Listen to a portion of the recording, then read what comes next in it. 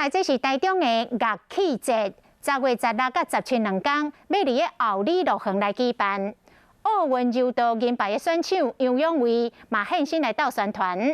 这个后里在地业者特别送一组爵士鼓给杨永伟，伊当场就讲鼓讲起来了。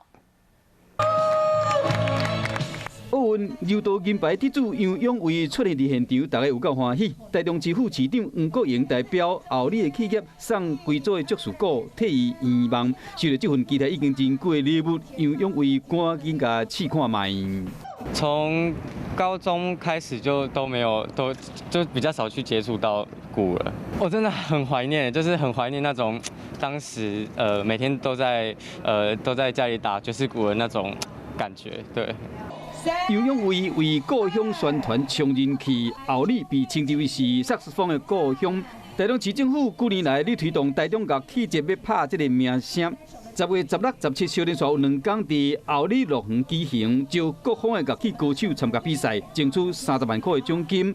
那咱乡亲会使去现场欣赏好听的音乐。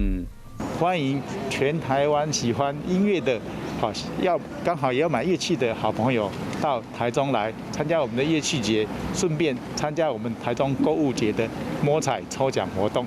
希望透过活动，作为支持艺文团体甲在地产业的发展，用音乐温暖市民的心灵，并且伫各界联手下，和更较侪人爱着台中。